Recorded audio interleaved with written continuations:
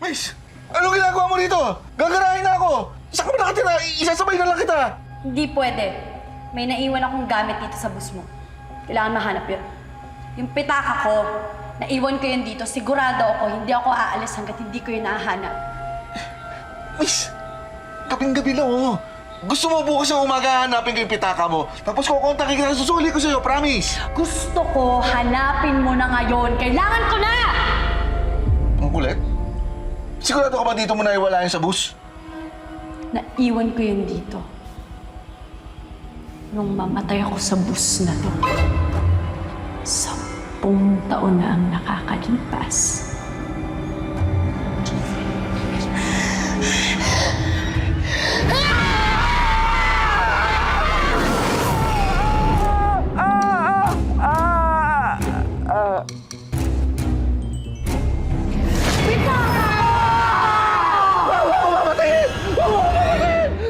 Hindi ako takot sa'yo! Huwag ko pa rin!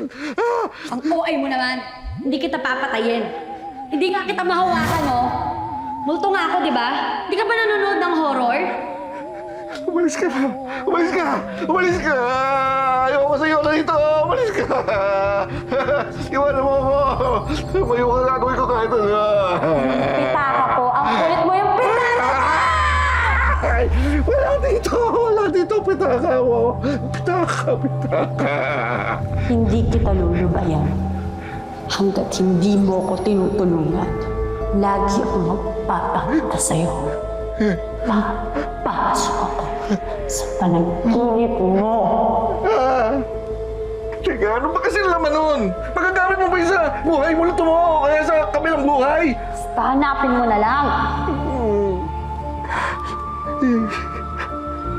Yung nasa litrato. Sino yan? Ito, basta. Ako mahalaga sa akin. Bakit ba? Kung mahalaga siya sa'yo, bakit hindi ka sa kanya umuwi? Bakit dito ka sa bus nakatira? Teka, ba't mo alam yun? Siguro ino-obserbahan mo ako, no?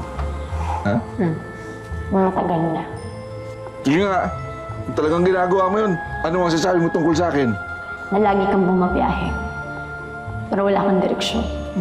Wala ka rin pinanggalingan. At kahit kailan, hindi ka tumitigil. Hindi ka umihinto at nagpapahinga. Wala ka rin pinaglalagakan.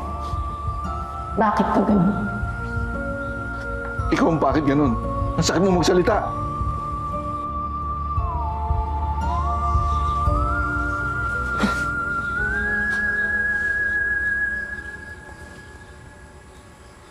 Ah.